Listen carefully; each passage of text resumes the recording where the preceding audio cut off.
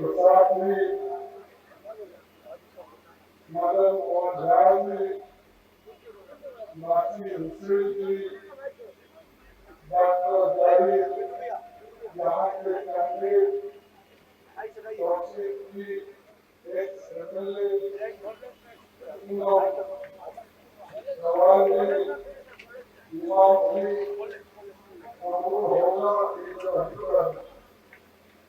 होगा जिलाध्यक्ष काफेरी पंजाब मई काफेरी एमएलए हाजी दर और काफेरी एमएलए और गाँव दूसरे विधायक किशन दत्त और यहाँ के सभी भाइयों बहनों दूर दूर से जो सुन रहे हैं, किसान भाइयों, नौजवान मेरे साथियों और भाजपा के मेरे दोस्तों, ये चुनाव मामूली चुनाव नहीं है। आपस में झगड़ के एक दूसरे से बात करके बुझाने का चुनाव नहीं है। ये चुनाव है देश को बचाने का, ये चुनाव है देश के डेमोक्रेसी को बचाने का, ये चुनाव है देश के संविधान को बचाने का, जमहूरियत के साथ संविधान को भी बचाना है। ये चुनाव है और अगर इसमें हम कुछ गलती किए, फर्ज करो गलती से कुछ फिसल गया तो तुम्हारे हाथ से पूरा चले जाएगा। कोई आके आपको भड़का देगा, मुसलमानों के नाम पे भड़काएगा, कोई आके हिंदुओं के नाम पे भड़काएगा, कोई आके आपको किसी और जाति धर्म के नाम से भड़काएगा। लेकिन उससे अगर उस झांसे में आप पड़ गए तो समझो हमारे आगे के नस्ल को आप खत्म कर रहे हैं, उनके हकूक को छीन रहे हैं और उसका सारा पाप आपके ऊपर आएगा। इसीलिए मैं चाहता हूं भाइयों, आपको एक तरफ को ये देखना है और दूसरे तरफ आपको ये भी देखना है कि मोदी जी ने कितने वादे किए, उसमें कितने उन्होंने निभाया और उन्होंने क्या क्या नहीं किया। 16 के इलेक्शन में कुछ कहा, 19 के इलेक्शन में कुछ कहा और जब कभी हुकूमत में आना उससे पहले उन्होंने यही कहते रहा कि देश के लोगों को, भाइयों मेरे भाइयों, अब आने वाले चुनाव के अंदर अगर मैं जीत जाऊंगा, हर एक युवाओं को 2-2 करोड़ नौकरियां दूंगा हर साल। तो 10 साल में कितने करोड़ नौकरी होना चाहिए? कितने होना चाहिए था? 20 करोड़। क्या मोदी ने 20 करोड़ नौकरियां दी? बोलिए, तो मोदी जी झूठ है क्या हम झूठ है? मोदी जी झूठ है ना? अगर मैं ये बोलूं भाई मोदी जी झूठों का सरदार है तो ये क्या गलत है? क्या ये गलत है? सच है। और मोदी जी ने ये भी कहा कांग्रेस वाले खूब पैसा कमा, विदेश में काला धन है, मैं काला धन लाकर आप सबके जेब में 15-15 लाख डालूंगा। ये कहा या नहीं कहा? फिर 15 लाख मिले आपको? नहीं। तो मोदी झूठ है या हम झूठ है? तीसरा उन्होंने कहा, भाइयों मैं किसान की आमदनी दुप्पट कर दूंगा, डबल कर दूंगा। किसान की आमदनी दुप्पट हो गई है, वो नहीं हुआ। तो मोदी झूठ है क्या हम झूठ है? तो अब तो समझ में आ रहा था और झूठ है कौन सच है। अगर इसको निकालना है तो अब कांग्रेस को मजबूत करना होगा और कांग्रेस के कैंडिडेट को चुन के लाओ, क्योंकि कोई अकेला लड़कर इस देश में सरकार नहीं बना था। सरकार वही लोग बना सकते इंडिया अलायंस वाले, आरजेडी, कांग्रेस, सीपीएम, सीपीआई के सब लोग मिलके आज हम एक होकर मोदी के खिलाफ लड़ रहे हैं। इस लड़ाई में एक होकर अगर आगे चलेंगे कोई मुमकिन है कि मोदी को हटाएंगे। अगर आप इधर इधर भटकेंगे, कोई उधर से आया कोई इधर से आया, तो हम कहीं के नहीं। तो इसलिए आपको जरूर सोचना होगा। आप इमोशन में मत आओ, किसी की बात मत सुनो। इन्होंने एक काम, अरे ये तो सबको मालूम है, मैं तो सरकार से आता हूँ, मुझे भी मालूम है जो छोटा क्या दर्द है, दुख है, और मैं तो ऐसे ही जानता।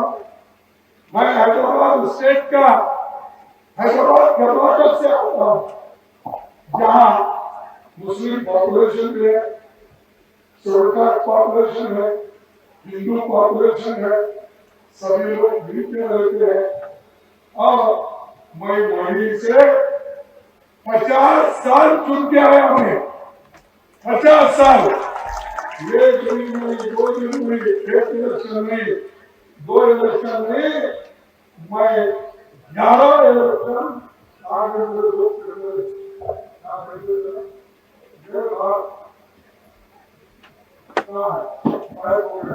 तो 11 इलेक्शन मैंने जीता। ये 12वां इलेक्शन किसी वजह से आरएसएस के खेल से बना, लेकिन फिर मेरा समझ में आया सोनिया गांधी जी के रहने के। क्यों? क्योंकि मुझे हुकूमत में इसलिए रहना है कि हमारे लोगों की सेवा करना। मैं ये नहीं चाहता कि कोई बोलते मेरे को भी 82 साल हो गए,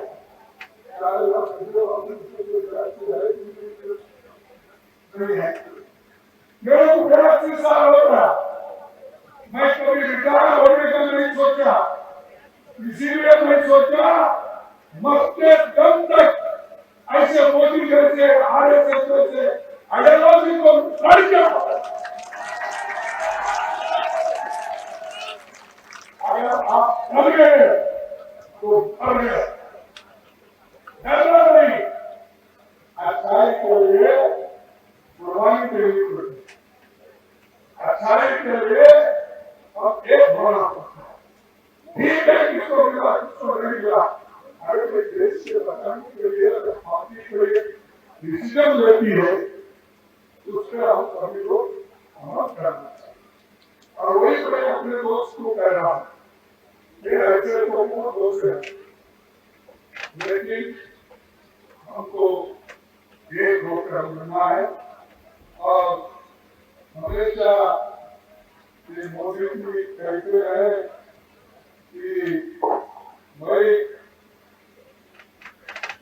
मेरी गारंटी, अरे भाई आपकी गारंटी तो 2 इलेक्शन में देखें, वो 2 इलेक्शन में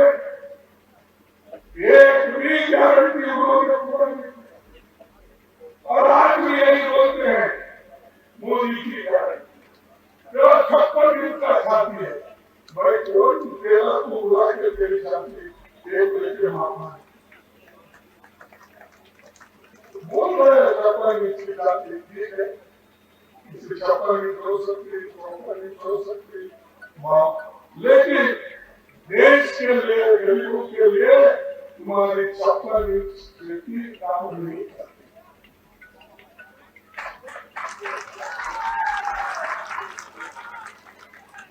तुम क्या कर रहे हो? देश में युवाओं को सत्यानाश कर रहे हो। आपने मेक इन इंडिया का स्लोगन दिया, उत्पादन क्यों कम हुआ?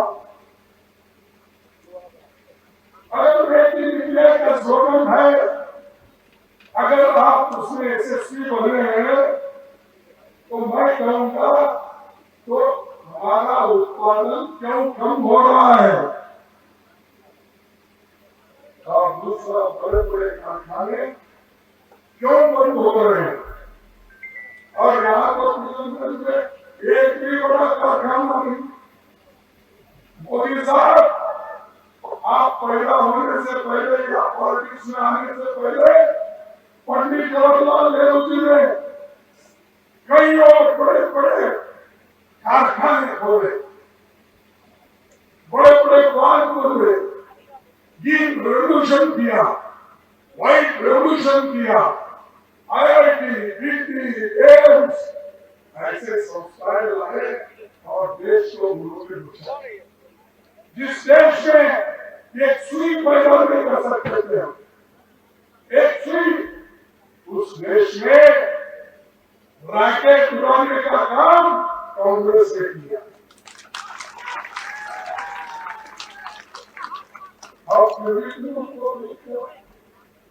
कांग्रेस ने 70 साल में किया। अरे यही किया भाई, बड़े बड़े कारखाने बनाए, लोगों को दिए, इंजीनियरिंग कॉलेज बनाए, मेडिकल कॉलेज बनाए,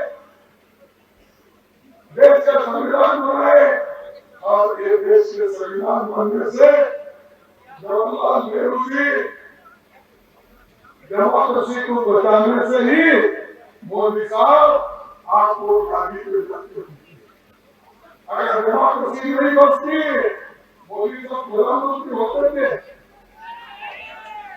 तो सोचो, 70 साल कांग्रेस की हुकूमत थी, 55 साल। 55 साल में हमने क्या किया? हम पूरा उसका व्यवहार नहीं किया। क्या क्या किया? कितने रास्ते किए, कितने रोड किए, कितने स्कूल खोले, कितने हॉस्पिटल करे, कितने इंजीनियरिंग कॉलेज। ये पहले थे आजादी के पहले। आजादी के पहले क्या था और आज क्या?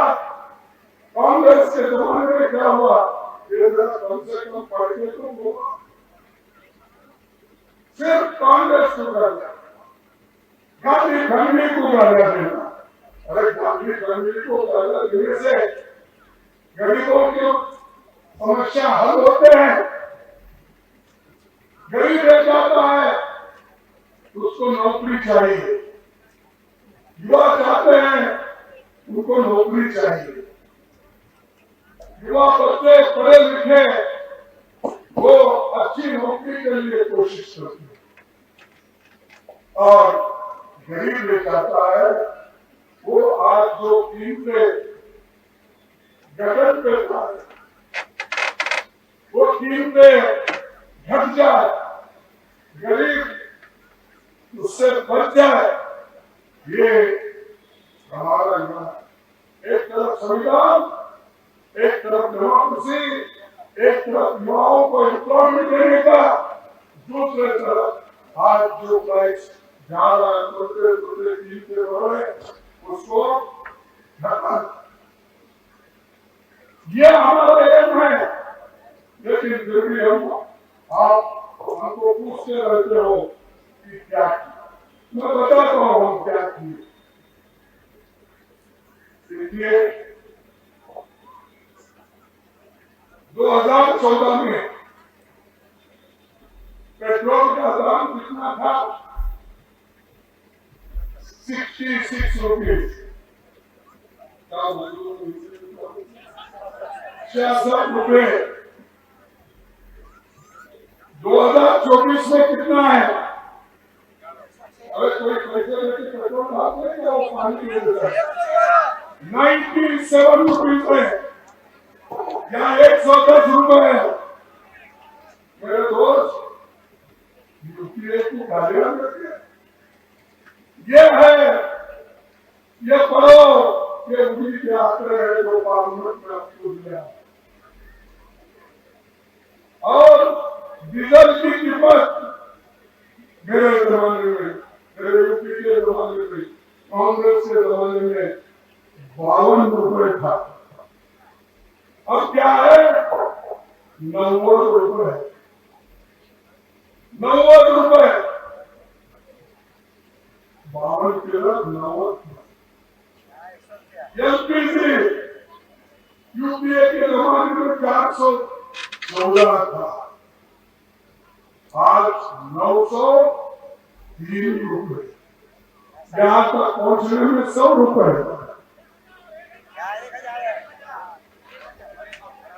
हाँ एक है तो माफ करना आपने दुरुस्त किया इसलिए मैं आपको सलाम करता हूँ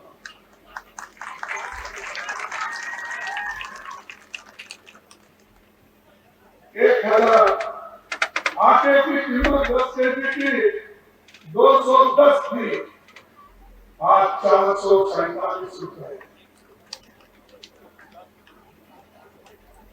दूध की कीमत 39 रुपए थी आज 66 रुपीज है देसी घी खाने वालों के लिए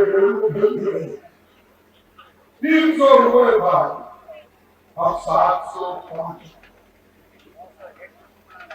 मस्टर्ड ऑयल 52 रुपए था अब 150 रुपए तुअर दाल आप क्या बोलते हो हरा दाल हमारे पास तुअर दाल 80 रुपए केजी था अब 188 तो ये है मोदी जी की देन फिर भी आप उनको वोट देंगे फिर भी आप करेंगे फिर भी वो कहते हैं मैं सबका विकास सबका साथ सबका विकास अरे बाबा सबका साथ सबका विकास को छोड़ो सबको तो बर्बाद करके छोड़े नोटबंदी किए बर्बाद किए जीएसटी जो है बर्बाद किए क्या तुमने रखा नौजवानों को नौकरी नहीं अग्निवीर रहे मिलिट्रियों में नौकरी कम कर दी 30 लाख 40 लाख वैकेंसी सरकार में है कोई भर्ती नहीं कर रहे और ऊपर से बोलते हो कि हम सभी लोग गरीबों युवाओं को महिलाओं को ये सब काम कर रहे हैं और बार बार बोलते हैं कहीं हिंदू ज्यादा है तो पूरे भगवान का याद आता है हमारे देश में 33 करोड़ देव देवताएं हैं ऐसा बोलते हैं वो प्रकाश जी हमारे पास बोलते हैं कि 33 करोड़ देव देवता है देखो आप 33 करोड़ देव देवताओं को याद करने वाला मोदी यहाँ के 140 करोड़ लोगों का देखभाल करते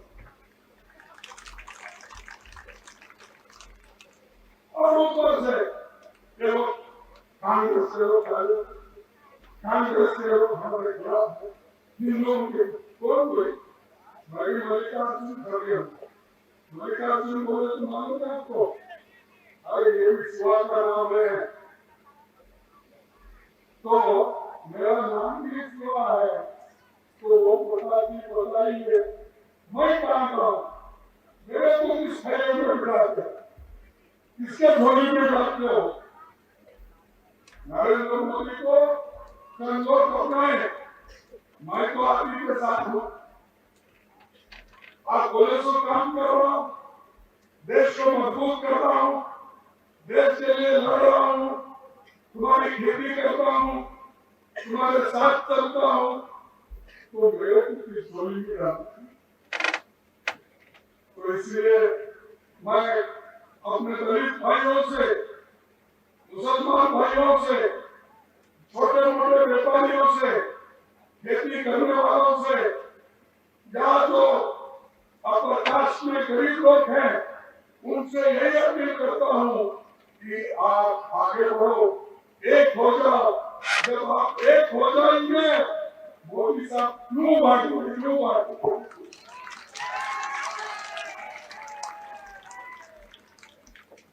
और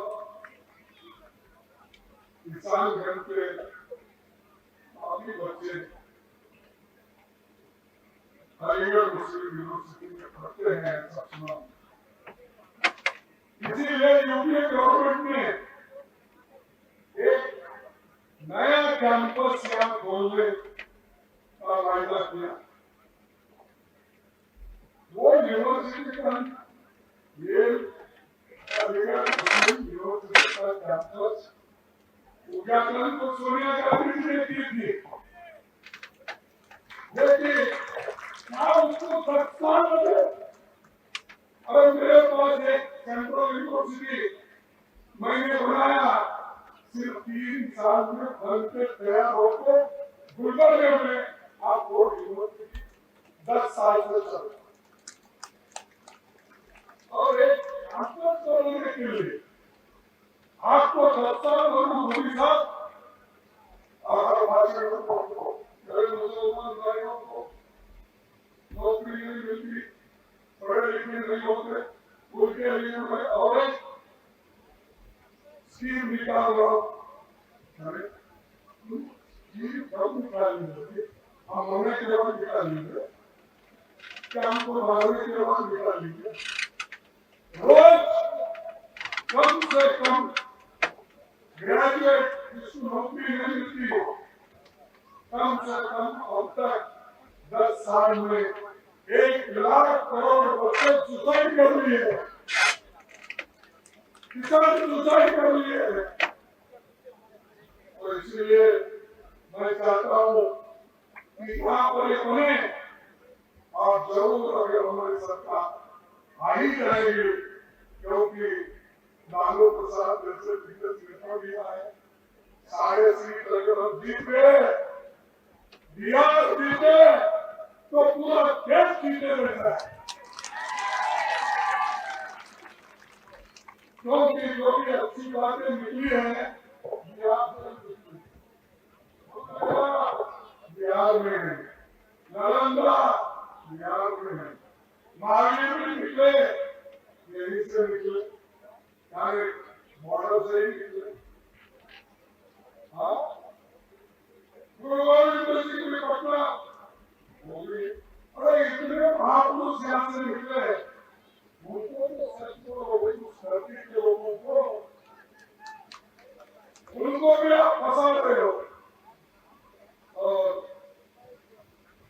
ये हमेशा मोदी जी यही काम करते कि बिहार के लोग मजदूरी करते रहे, माइग्रेंट होते रहे, यहाँ से भागते रहे, और सिर्फ आजादी और कुर्बानी पलते रहे। सारी संपत्ति उनके पास जाती, रेल बेचा, एयरपोर्ट बेचा, पोर्ट बेचा, सब लीज के उनको। एक आदमी को कितना खिलाएंगे भाई? आदमी भी उतना नहीं खाता, उससे ज्यादा इसको खिला रहे। और ऊपर से बोलते मैं गरीबों के लिए, मेरे माँ बहनों के लिए मैं अपनी जान देता हूँ। अरे भाई तुम्हारी जान किसको? हमारे को होना नौकरी, हमारे को होना जो आज कीमते हुए हैं वो घटाओ। इसीलिए तुम लड़ रहे आपके वजह से, आपके हकूक के लिए हम लड़ रहे, हिंदुस्तान के गरीबों के लिए लड़ रहे। तो ये ध्यान में रखो, और मैं आपसे यही विनती करूंगा कि आप मजबूत रहो। ये तो आई कि आरएसएस वाले हमारे मोदी जी के चेले भी आएंगे, चपटे भी आएंगे, बाद में जोर करते रहते हैं क्योंकि हमेशा आरएसएस की ट्रेनिंग होती है। खूब बोलो, झूठ भी बोलो तो बार-बार बोलो, उनका कहना है। तो ये झूठ बोलने वाले मैं तो सब उदाहरण चाहता हूँ और आगे की गारंटी यही है, बोलने की गारंटी भी वो गारंटी कंप्लीट नहीं करना, किसी को कुछ नहीं देना, यही गारंटी।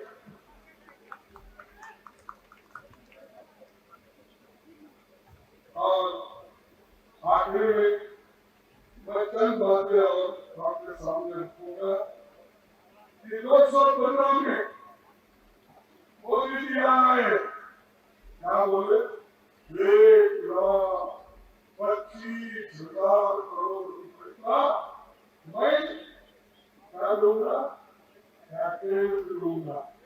आप भूल गए हो, ऐसा भूल छोड़ दे, मत भूलो भाई, जो जख्म होती है अगर जल्दी भूल गए तो तुम खत्म हो गए। 1,25,000 करोड़ रुपए का पैकेज दूंगा। कहाँ है वो पैकेज? जरा ढूंढ के लाओ,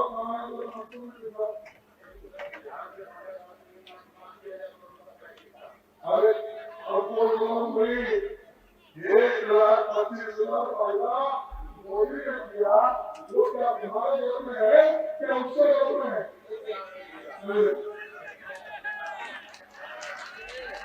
वो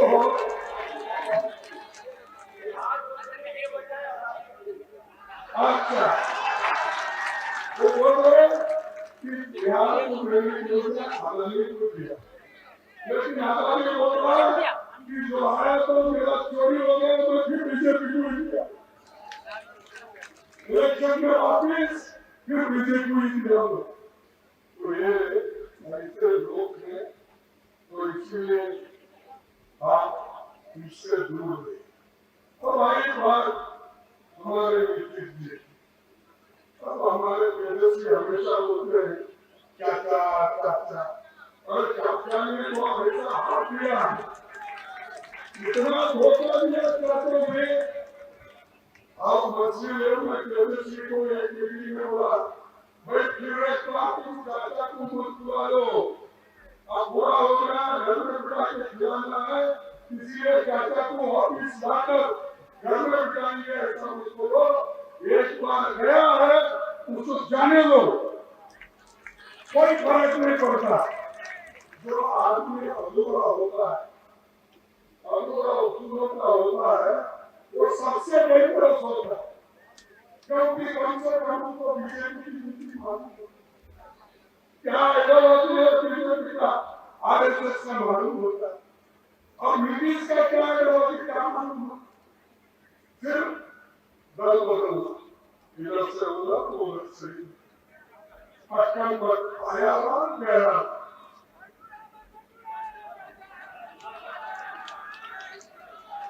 इसीलिए अब उनको भूल जाओ, उनके कैंडिडेट को भी भूल जाओ। ऐसा ही मुस्लिम लीग का कैंडिडेट भी आया, उसको भी भूल जाओ, क्योंकि इस देश में हुकूमत को नहीं बना सकता, लेकिन अपने वोटों को फोड़ सकता। ये ध्यान में रखो, अगर एक बार मुसलमानों के वोट फूटे, दलितों के वोट फूटे, गरीबों के वोट फूटे, किसानों के वोट फूटे, मजदूरों के वोट फूटे, तो उनको परेशानी सदा के लिए है। इसलिए मैं ज्यादा कुछ नहीं कहता, मैं यही कहूंगा कि अब हमारी गारंटी, हम तो ये गारंटी दे रहे हैं कि युवाओं के लिए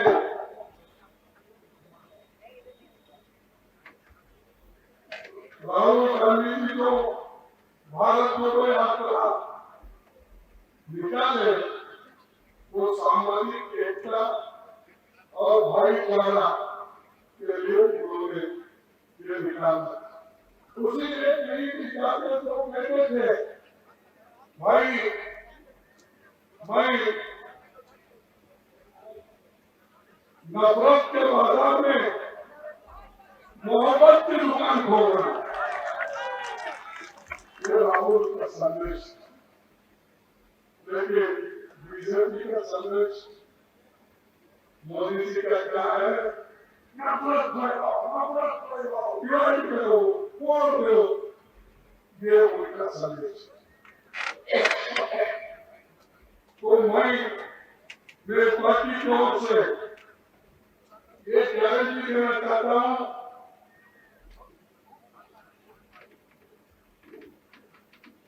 युवा न्याय जिसमें पहली नौकरी की हर शिक्षित युवा को अप्रेंटिसशिप कोर्स करने के लिए 1 लाख रुपए दिया जाएगा।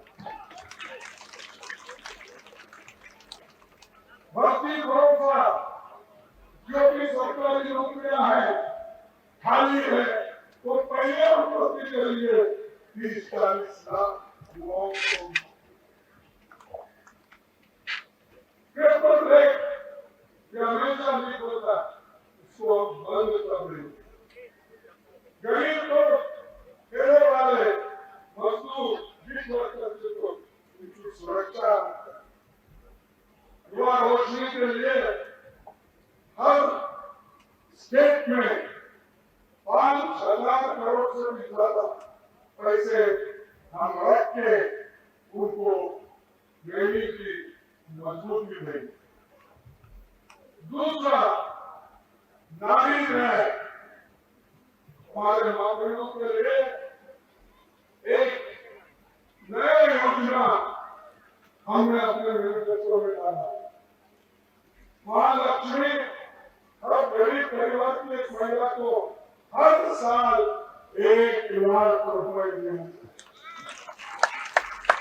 जो महिला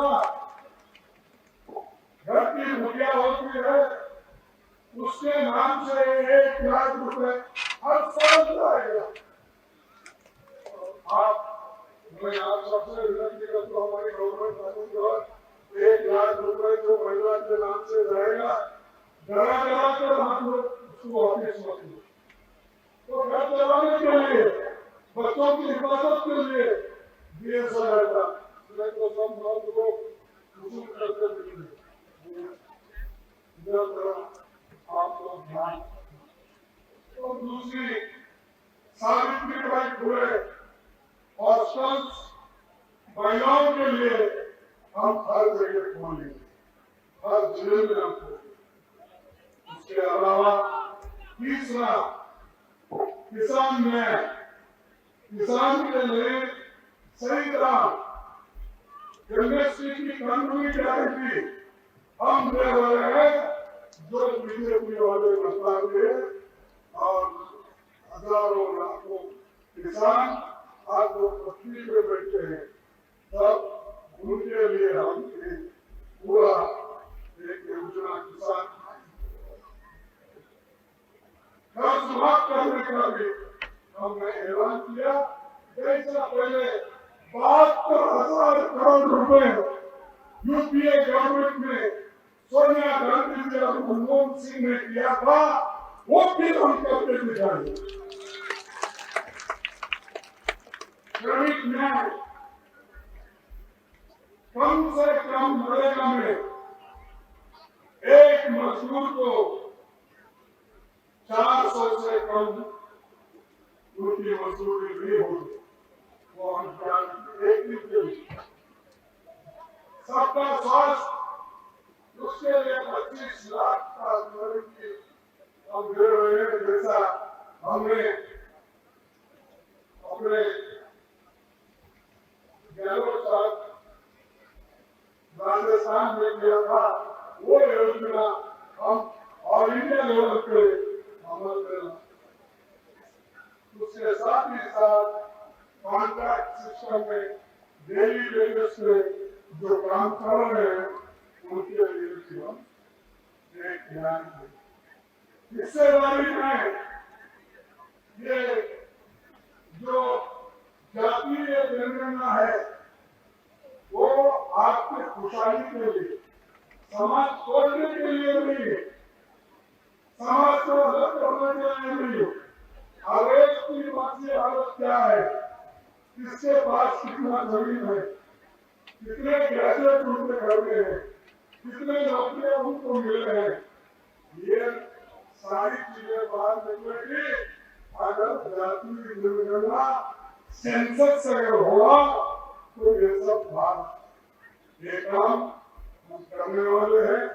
इसीलिए हमारे जो भी देश को हमारे गारंटीज है इसको देख के आप वोट दीजिए, देश के बचाने के लिए वोट दीजिए, संविधान के बचाने के लिए वोट दीजिए, हमारे लोकतंत्र को बचाने के लिए वोट दीजिए, युवाओं की नौकरी के लिए वोट दीजिए। यही हमारे मुद्दे हैं, इस मुद्दे से हमको आगे चलना है। आप सबको मैं धन्यवाद देता हूँ, इतने छोटी सी समय में आपने सुने हैं और आप ये घर में जाके समझाना चाहिए। सिर्फ याद रखकर जिंदाबाद करने से कुछ नहीं होता। हर घर को जाके आप समझाओ बीजेपी को देने से क्या नुकसान है, एमआईएम को देने से क्या नुकसान है, कांग्रेस को देने से क्या फायदा है। ये जब तक आप लोगों को नहीं समझाएंगे तब तक मुश्किल होगा।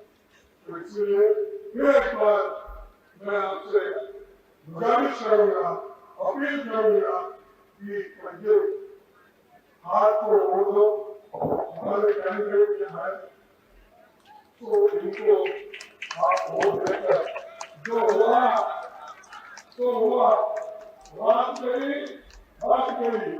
इसीलिए आप जो भी होगा लड़ने का है, लड़ते वक्त आगे पीछे उनकी तरह गलतियों को सुधार दो, क्योंकि ये मोदी जी हमेशा ऐसा सुने इनका क्या हरेक की मारने का। तो मैं आज भी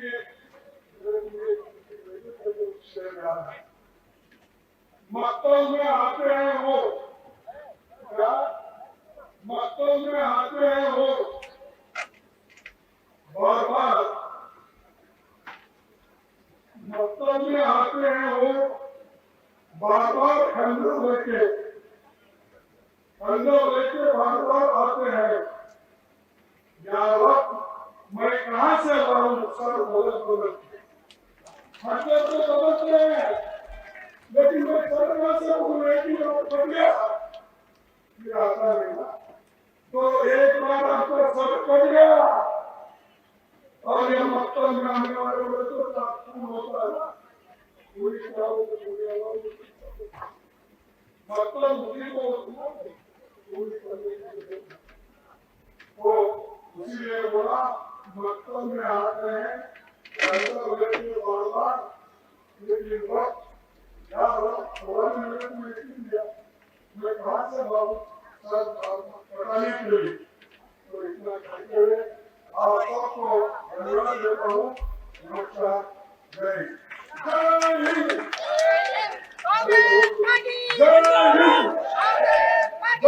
हिंद, जय कांग्रेस, जय कांग्रेस।